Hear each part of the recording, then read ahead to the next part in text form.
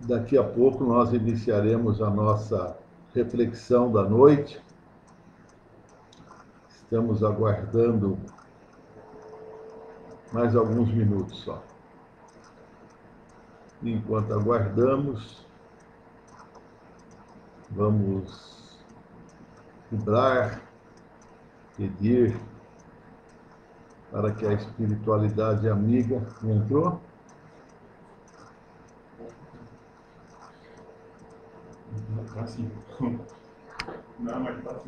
Quanto a que a espiritualidade amiga possa nos intuir para que a mensagem seja levada de forma tranquila, serena, esclarecedora e que possa de alguma forma confortar os nossos corações. Aguardemos mais alguns minutos e iremos iniciar a palestra, a explanação da noite.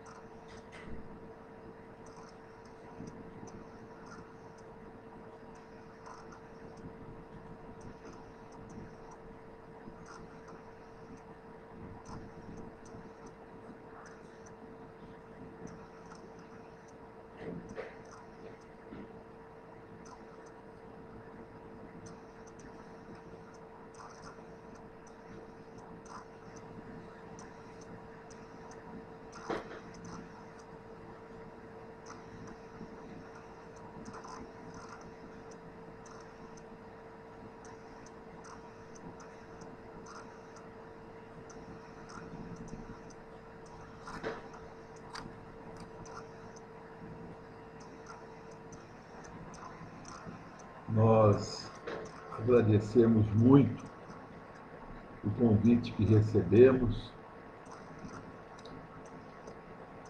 Sabemos da importância de continuarmos conectados com a equipe espiritual, para que todo o trabalho de assistência, de atendimento a nós necessitados, tanto os trabalhadores da casa como os atendidos pelo nosso grupo da fraternidade, possam continuar mesmo neste momento em que não estamos fazendo atendimento presencial. Mas a espiritualidade amiga, a espiritualidade benfeitora, o nosso querido irmão Severino Chagas e toda a sua equipe de benfeitores, jamais nos desamparam, jamais desampara todos os assistidos pelo nosso grupo.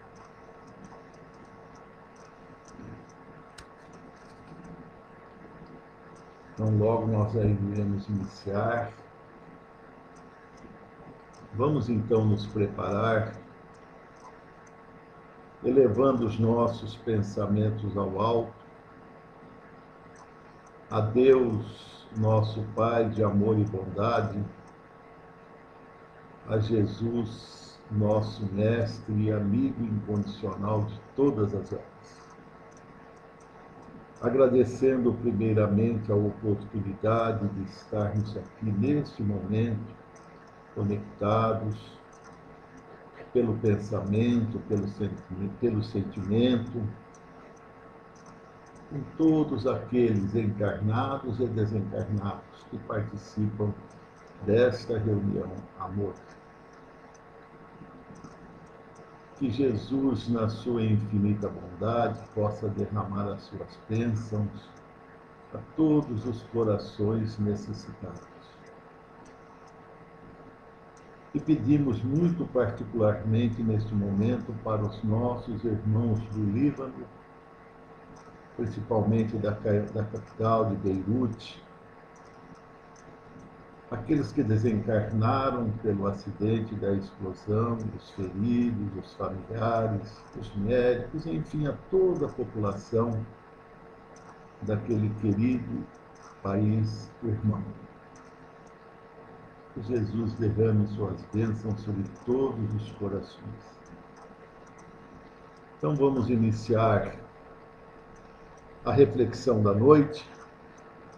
E o que nós trazemos para esta noite é o tema causa das aflições. É um tema bastante atual nas nossas vidas. E não somente em razão da pandemia que nós estamos vivenciando. A pandemia, na verdade, é uma aflição de todo o orbe, praticamente, que vivemos de uma forma conjunta. Mas cada um de nós, em toda a nossa existência, trazemos conosco as nossas aflições.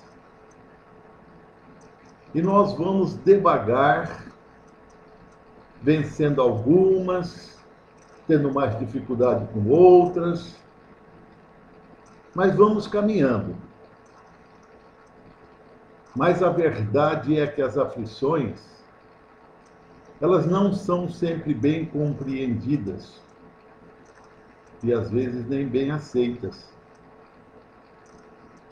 Nós estávamos recentemente ouvindo uma palestra do Haroldo Dutra Dias, que tratava da mesma temática.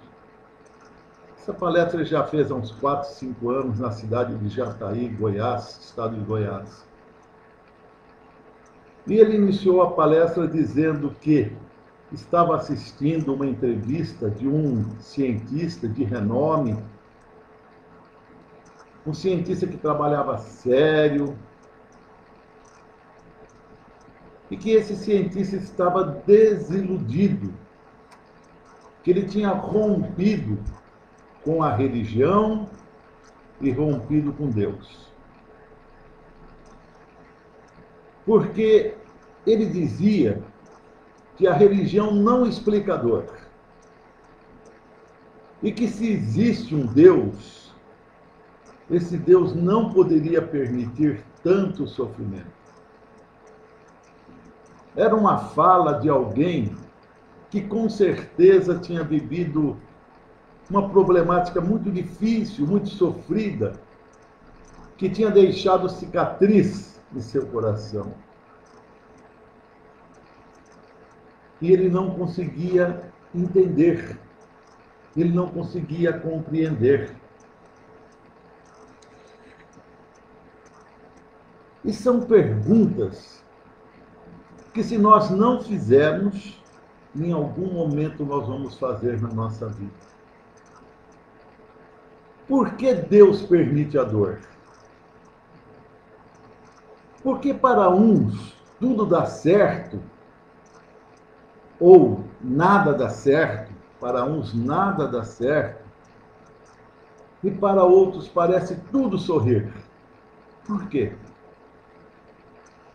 Por que que uns nascem com a saúde perfeita do corpo físico e outros com enfermidades desde o início dessa existência, convivendo com enfermidades, e às vezes enfermidades muito difíceis, muito dolorosas? Por que tudo isso? Mas o que ainda menos se compreende é ver os bens e os maus tão desigualmente distribuídos entre o vício e a virtude. Ver homens virtuosos sofrer ao lado de malvados que prosperam. Porque na nossa vida comum, nós observamos muitas situações semelhantes a essas. Tem pessoas que parece que qualquer coisa que ele faz na vida dá certo. E tem outros que, por mais que se esforcem, por mais que trabalhem, por mais que tenham uma vida correta, as coisas não acontecem. Estão sempre em dificuldade, ou com familiar, ou dificuldade financeira, ou profissional, enfim, estão sempre em dificuldade. Por que isso daí? E pessoas que às vezes nós vemos que não têm uma conduta muito adequada, que vive enganando o próximo, se aproveitando do mais necessitado. E aos nossos olhos, prosperam. E outros com uma vida virtuosa, correto, sofrem. Por que isso daí? São perguntas que todos nós fazemos, se já fizemos ou faremos. Várias escolas filosóficas e religiosas tentaram explicar, responder essas perguntas. Várias delas. Mas nenhuma conseguiu convencer e muito menos confortar.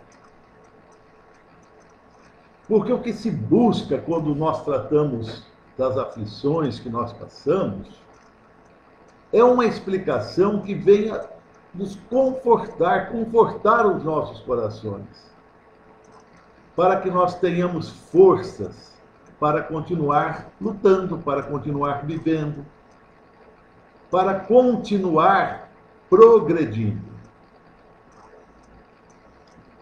Mas uma dessas merece uma análise especial. É a que promete que todos os sofrimentos serão compensados em uma vida depois da morte no paraíso. Então não importa o sofrimento que você esteja tendo, é suportar, porque quando você morrer, então você irá para o paraíso. E lá tudo será bênçãos, tudo será paz, tudo será tranquilidade. Mas essa escola também não conforta. Ela também não explica de uma forma clara. Por quê? Porque o preço da passagem deste trem que conduz ao paraíso está sendo diferente para uns do que para outros. Aquele que tem a vida mais sofrida, a vida mais amarga, a vida mais difícil, ele vai para o mesmo local, para o mesmo paraíso, para a mesma tranquilidade daquele que teve uma vida relativamente normal, que não passou por grandes dificuldades, que teve uma vida tranquila. Para uns está custando muito mais o preço dessa passagem. E aí não está de acordo com a justiça de Deus. Aí não seria um Deus justo. Ele estaria privilegiando alguns em detrimento de outros. Mas Deus não é injusto. A justiça de Deus é perfeita. Então também essa explicação não convence. Não convence. Aí, em 1857, o governador do orbe, Jesus, ele delibera enviar o Consolador prometido para todos nós.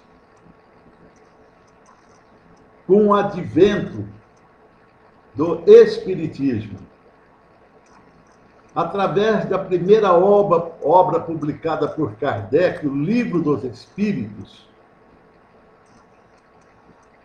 nós começamos a ter respostas para essas perguntas. E a missão do Consolador prometido, o Espiritismo, é esclarecer a mente humana, consolar os corações que sofrem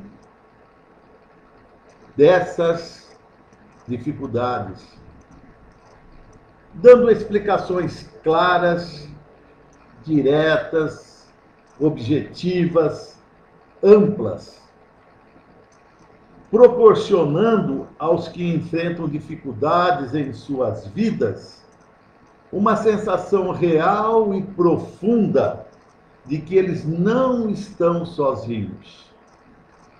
São acompanhados, são amparados por outros corações que muito os amam. E dentre os trabalhos que foram oferecidos pela espiritualidade superior, incumbida de trazer esses ensinamentos através do fenômeno mediúnico, para que o codificador pudesse colocar em obras de forma didática, tem uma que merece destaque para a questão que nós estamos analisando. É o Evangelho segundo o Espiritismo. No Evangelho segundo o Espiritismo, no capítulo 5, Bem-aventurados aflitos, Kardec vai tratar deste grave tema das dores, do sofrimento, dessa diversidade de sofrer quando aos nossos olhos parece uma injustiça, daqueles que têm aos nossos olhos, nosso modo de ver, sucesso, quando no nosso entendimento não mereceriam. Ele vai explicar neste capítulo todas essas situações. E de uma forma, como dissemos anteriormente, que é a missão da doutrina espírita, de uma forma clara, de uma forma racional. Porque a doutrina espírita nos propõe uma fé raciocinada, não é uma fé cega.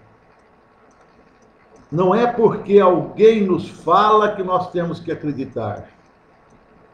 Não é porque algum espírito vem nos falar algo que este algo necessariamente é verdade.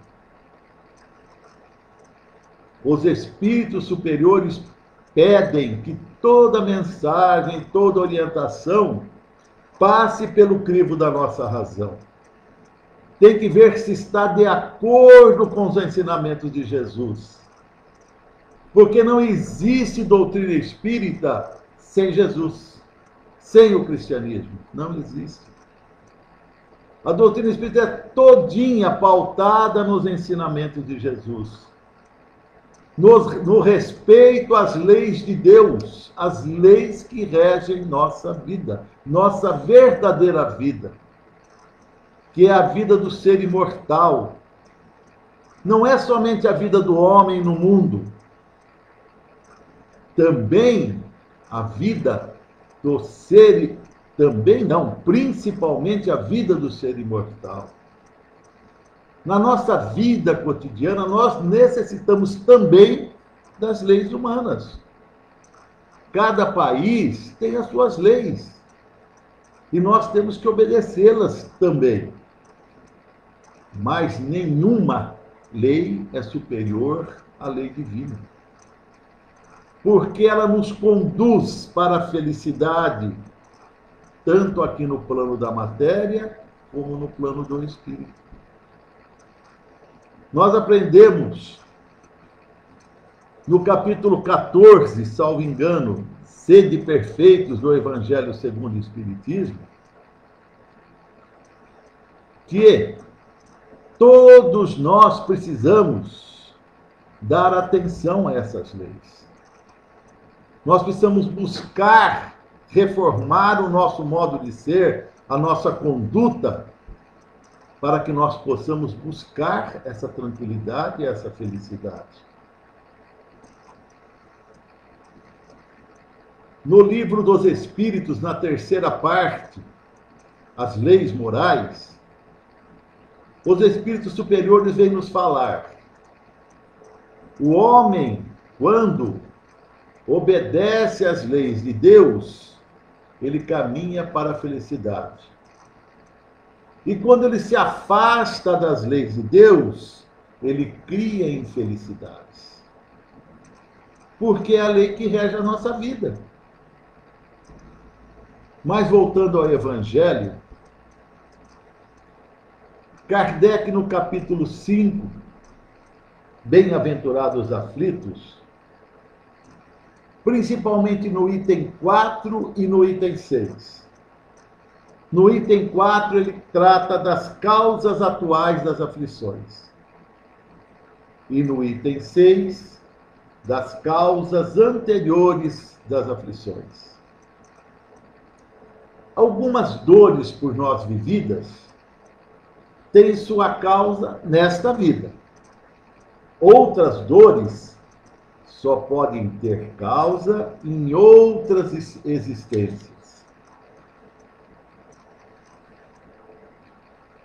As causas das aflições. Vamos ler o que Kardec nos fala sobre essa temática, das causas atuais das aflições. O item 4. As vicissitudes da vida são de duas origens bem diversas, que importa distinguir. Umas têm a sua causa na vida presente, outras fora desta vida. Remontando à fonte dos males terrenos, reconhece-se que muitos são consequência natural do caráter e da conduta daqueles que o sofrem. Quantos homens caem por sua própria culpa? Quantos são vítimas de sua imprevidência, de seu orgulho, de sua ambição? Quantas pessoas arruinadas por falta de ordem, de perseverança, por maus comportamentos ou por não terem limitados os seus desejos? Quantas pessoas? E olha que ele fala aqui, olha, vamos repetir. A fonte dos males terrenos, reconhece-se que muitos são consequência natural do caráter e da conduta daqueles que o sofrem. Então nós vamos novamente nos reportar às leis morais, que está na terceira parte do Livro dos Espíritos. As causas estão em nossa intimidade. A maioria dos problemas, a maioria das aflições que nós sofremos nesta vida presente, nesta presente existência, a causa estão aqui mesmo. Estão no nosso comportamento, no nosso modo de ser. São problemas de ordem moral da criatura. E quando nós falamos que são problemas de ordem moral, nós não estamos falando que a pessoa é imoral, que tem uma vida depravada, que é desonesta. Não, não é isso. Vamos dar sequência. Toda imperfeição gera um sofrimento. Toda deformidade de caráter gera uma aflição. Toda deficiência na formação da nossa moral trará algum tipo de angústia ou provação. Olha o que Emmanuel vem nos ensinar. Porque Emmanuel só ensina, só ensina. Só pela renovação íntima progride a alma no rumo da vida aperfeiçoada. Só pela transformação íntima. Se nós olharmos no nosso cotidiano, nós vamos ver uma série de aflições que nós não produzimos. No livro Religião dos Espíritos, Emmanuel nos traz uma página intitulada Examina a própria aflição. E traz uma série enorme de tipos de aflições e quais são as consequências. Então vamos ver algumas. A aflição do vício chama-se delinquência.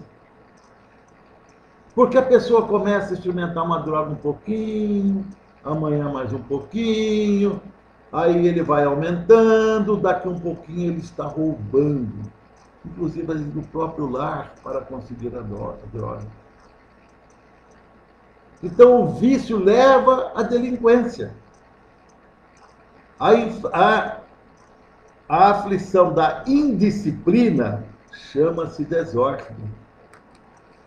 Quantas pessoas que são tão desorganizadas, tão indisciplinadas consigo mesmo, que sofrem desnecessariamente. Não tem um lugar para colocar a chave do carro, acorda sempre atrasado para o serviço, tem dificuldade em cumprir qualquer horário para qualquer compromisso. Se entra às 8 horas, acorda às 5 para as 8, correndo, e aí não sabe onde pôs a chave do carro, e aí sai correndo, aí chega no serviço de mau humor, às vezes é repreendido pelo chefe. Aí um colega liga, diz, bom dia só se for para você, porque para mim está péssimo. Mas como que vai estar bom? Por isso que Emmanuel nos fala que nós temos que cuidar da nossa intimidade, de disciplinar a nossa intimidade, para que nós possamos devagar ir eliminando essas aflições que fazem parte do nosso cotidiano e que não são difíceis. Não são muito fáceis, mas são possíveis. São possíveis. A aflição da sovinice chama-se miséria. Sovinice é o pão duro mesmo. Ele chama miséria. Ele vive sempre apavorado porque não pode gastar e passa vontade das coisas. Para que isso? O que vai levar aqui do mundo? Fala. Aí a pessoa é pão dura, não gasta, guarda e tal. Aí ele desencarna, deixa para os outros. Aí ele sofre no plano espiritual, porque ele vê as pessoas usarem aquele dinheiro dele esbanjando às vezes, de qualquer forma, quando não, brigas em família, destruição de famílias por causa daquele valor que ele juntou com tanto cuidado, com tanta sovinice. E aí, para quê? Nós temos que ter moderação na nossa vida. Também não é sair gastando a torta direita, não. Não, moderação. Deste mundo, o que é do mundo, nós não vamos levar nada. Os valores do mundo, nós não vamos levar. Nós vamos levar conosco as nossas virtudes morais. Essas nós vamos levar conosco. Nós vamos levar conosco o nosso conhecimento intelectual. Isso nós vamos levar conosco. Então nós temos que trabalhar essa intimidade. Nós temos que fazer com que a nossa vida seja mais suave, mais tranquila, menos sofrida. Porque aflições todos nós teremos. Nós não podemos esquecer que nós estamos num mundo de provas e expiações. Que a aflição ela é própria do nosso mundo e necessária para nós, para a nossa evolução. Nós vamos, então, entender a proposta renovadora do Espiritismo. Que é justamente isso, tudo que nós falamos até agora. O Espiritismo, ele veio para educar almas, para disciplinar almas.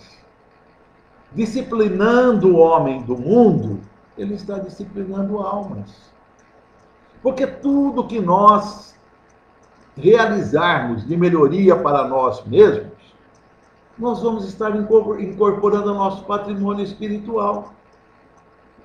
E a lei de Deus é tão maravilhosa, é tão fascinante, que toda a nossa melhora, ela traduz em benefício para aqueles com quem nós convivemos.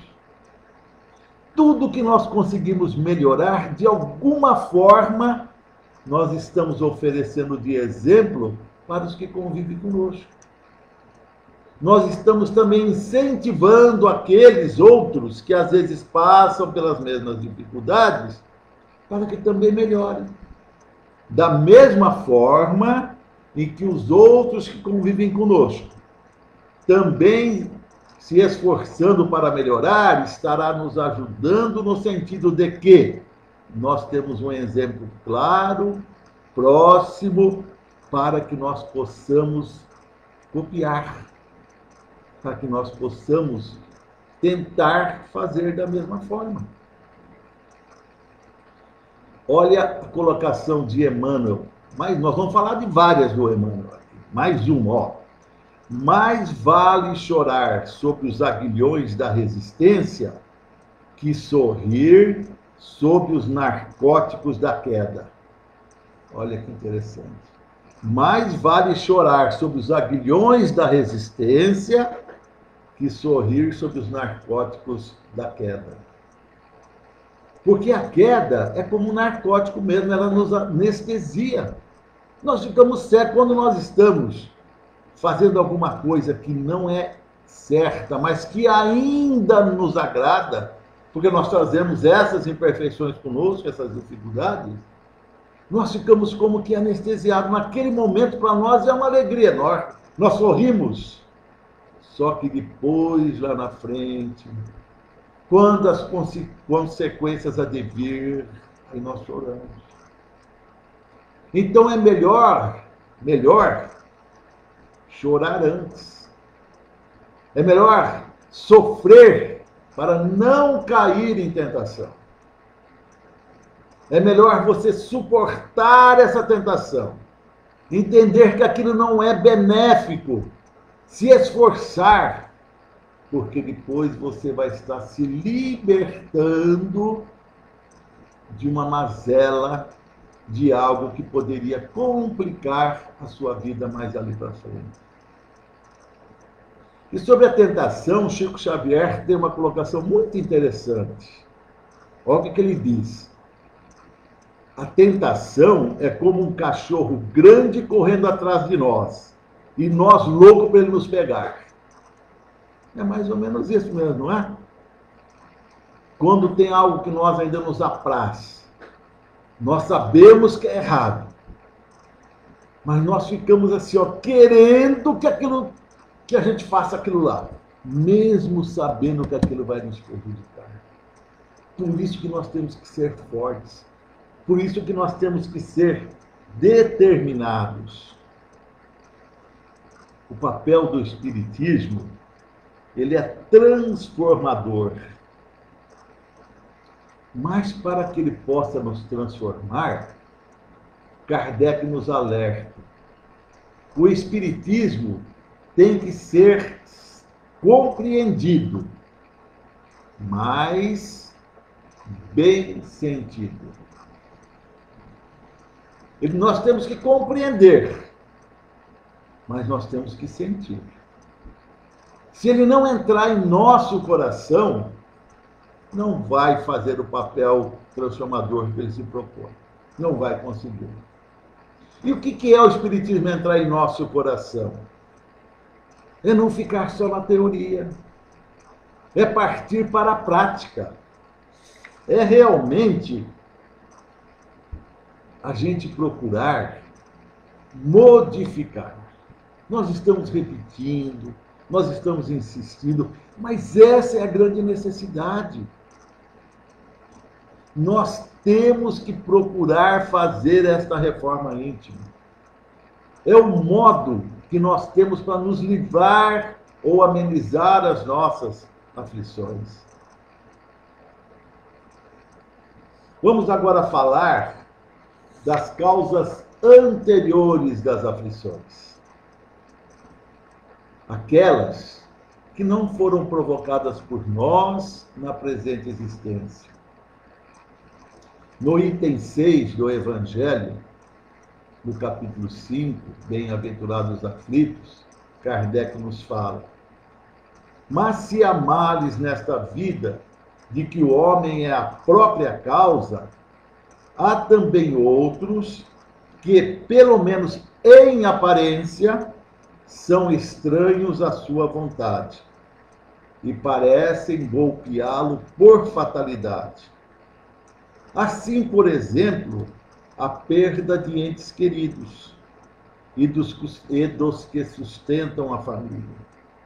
Assim também os acidentes que nenhuma previdência pode evitar. Os reveses da fortuna que frustram todas as medidas de prudência. Os flagelos naturais e ainda as doenças de nascença, sobretudo aquelas que tiram aos infelizes a possibilidade de ganhar a vida pelo trabalho, as deformidades, a idiotia, a imbecilidade e etc. Entretanto, em virtude do axioma de que todo efeito tem uma causa, essas misérias são efeitos que devem ter sua causa. E desde que se admita a existência de um Deus justo, essa causa deve ser justa. Ora, a causa sendo sempre anterior ao efeito, e desde que não se encontre na vida atual, é que pertence a uma existência precedente. Então, são situações em que a pessoa não contribuiu em nada para que ocorresse nessa presente existência. E ocorre, mesmo com toda a prudência, com todo o cuidado. São situações que não estão no nosso poder de decidir. E acontecem. Então, se nós não encontramos a causa nesta presente encarnação, com certeza elas são oriundas de outras existências. E não há injustiça em nenhuma delas, porque Deus é justo. Deus é justo. Cabe-nos buscar vivenciá-las com resignação. Resignar é não esbravejar, é não se revoltar contra Deus. Resignar não é falar assim, Deus quer, então está tudo. Não. Se for a situação de uma enfermidade, nós temos que buscar o recurso da medicina. Porque os médicos também são instrumentos de Deus, colocados à nossa disposição para nos auxiliar. Então, nós devemos buscar todos os recursos necessários que a providência nos oferece para aliviar as nossas aflições, mas jamais se revoltar. Se for um revés de fortuna, ir com calma, refazer a vida, continuar trabalhando, continuar sendo honesto. Chico Xavier narra uma situação muito interessante. Certa feita, ele estava indo para uma reunião mediúnica e um companheiro dele, de trabalho mediúnico, estava indo com ele andando e estava muito tristonho, muito chateado. E Chico perguntou: o que aconteceu, fulano? O que foi? Ele falou: rapaz, Chico, hoje entraram no meu escritório, roubaram tudo, fizeram a maior bagunça, eu estou muito triste. Aí o Chico falou para ele: como é bom poder devolver, né? Então, tudo que nós passamos tem uma causa.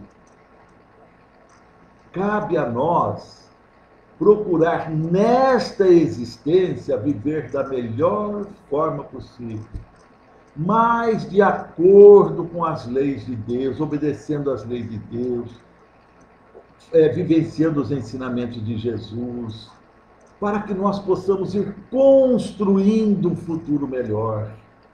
O que nós somos hoje? o resultado de tudo que nós realizamos nessas diversas e diversas existências. E o que seremos amanhã? O resultado do que estamos fazendo hoje. Então vamos nos esforçar em nos tornar pessoas melhores, porque assim também nós estaremos contribuindo para que a nossa futura existência, ou essa mesma, seja uma existência mais tranquila. Nós vamos novamente buscar na doutrina espírita a consolação para essas situações que nós estamos colocando de causas das aflições e existências anteriores. Porque o Espiritismo apresenta a mais alta dose de consolação ao espírito humano, quando ele nos traz o tema da reencarnação, das múltiplas existências, dizendo que nós não somos o resultado de uma vida só. Nós não somos o resultado de uma vida só. Uma vida só, se entendido do berço ao túmulo, é muito pouco para explicar porque nós gostamos tanto de algumas pessoas que nós vemos pela primeira vez. Uma vida só, se considerado do berço ao túmulo, é muito pouco para explicar porque nós não gostamos de alguém que nós vemos pela primeira vez. A nossa vida, na verdade, é como se fosse uma série. A nossa vida verdadeira, a nossa vida espiritual. Desde que nós somos criados por Deus. É como se fosse uma série. Cada existência é um capítulo, é um episódio. Mas todos são solidários. As nossas existências são solidárias. Hoje, nós podemos estar passando por um processo de dor, de sofrimento, que talvez nós venhamos sendo preparados há 1000 anos. E só hoje nós temos capacidade de suportar. Porque Deus não coloca em nossos ombros um fardo mais pesado do que nós podemos carregar. Aquelas causas de existências anteriores, elas vêm na medida na nossa capacidade de suportar. Senão Deus não seria justo. Agora, se nós, por nossa conta, colocarmos mais, aí é um problema nosso. Mas se nós tivermos a fé verdadeira, se nós de verdade confiarmos em Deus, se nós buscarmos vivenciar os ensinamentos de Jesus, nós vamos ter a força necessária para superar todas essas dificuldades. Porque a dificuldade que nós passamos não é castigo. Ela tem a função didática na lei de Deus. Para que nós possamos valorizar hoje algo que ontem nós desprezamos. Não existe sofrimento sem causa justa. É isso que nós temos que compreender. Não existe. Nós aprendemos que a dor é o teste supremo da fé. É na hora da dor, na hora do sofrimento, que nós vamos ver se nós verdadeiramente acreditamos, não acreditamos. Acreditar é fácil, é confiar na providência divina. Confiar. Uma outra questão que nós temos que colocar, que todos nós nascemos com um planejamento. Ninguém nasce ao acaso. Todos nós temos um planejamento. E esse planejamento é simples. Tornar-se melhor. Tornar-se melhor do que quando você for, tornar-se melhor quando você for embora do que quando você chegou. É um planejamento simples. É eu me tornar uma pessoa melhor, um ser humano melhor, um espírito melhor do que quando eu aqui cheguei. Esse é o planejamento principal. É óbvio que na nossa programação encarnatória entra então os elementos que vão propiciar para que isso ocorra. E as aflições fazem parte desse planejamento, desse aprendizado. Então, se eu tenho que me tornar melhor do que quando eu aqui cheguei, isso implica em eliminar imperfeições e vícios. Vamos ver o que Emmanuel nos fala sobre isso. É necessário acordar o coração e atender dignamente a parte que nos compete no drama evolutivo da vida, sem ódio, sem queixa, sem desânimo. Olha que interessante. Nós temos que atender dignamente a parte que nos compete, sem ódio, sem queixa, sem desânimo. No capítulo 5 também do Bem-aventurados Aflitos, tem um item que Kardec trata o bem sofrer e o mal sofrer. Porque às vezes nós passamos aflições e nos revoltamos e esbravejamos, nós estamos mal sofrendo, estamos perdendo a lição. É que nem um doente que está desprezando o remédio, o medicamento. Nós vamos recapitular novamente. Então vamos nos atentar a isso. Partindo já para o final da nossa fala, nós vamos continuar aprendendo com Emmanuel. No livro Fonte Viva, capítulo 20, título, Diferença. Recorda, pois, que não basta a escola religiosa que te filias para que o problema da felicidade pessoal alcance a solução desejada. Adorar o Senhor, esperar e crer nele são atitudes características de toda a gente. O único sinal que te revelará a condição mais nobre estará impresso na ação que desenvolveres na vida, na ação, a fim de executar-lhes os desígnios.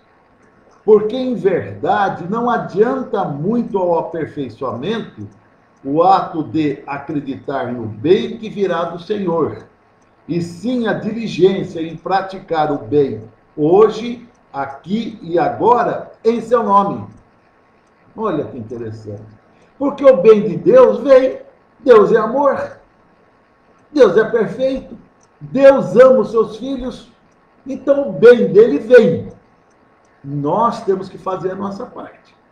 Então nós temos que viver hoje, aqui e agora, de acordo com obedecendo às leis de Deus, de acordo com os ensinamentos de Jesus. É a parte que nos compete, é o esforço. É o esforço. Como que está no Evangelho?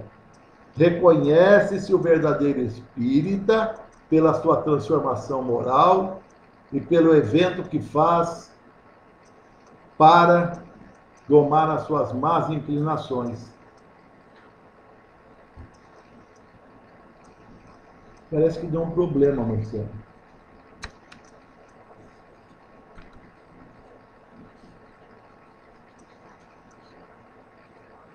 Tá.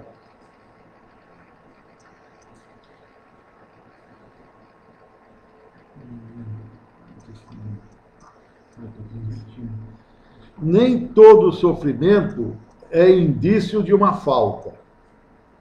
Existem provas e existe expiação. A prova é quando nós escolhemos passar por uma dificuldade para acelerar o nosso aperfeiçoamento, o nosso adiantamento. A expiação, não. A expiação é resgate de uma falta. Assim, a expiação serve sempre de prova, mas a prova nem sempre é uma expiação.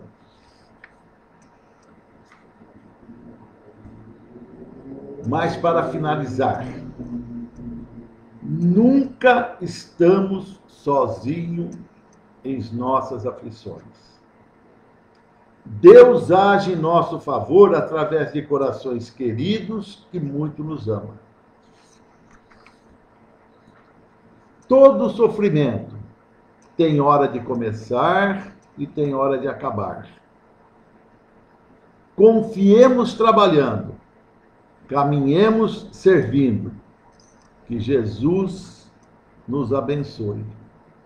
Que a paz do nosso Mestre Jesus permaneça em nossos corações. Uma boa noite a todos.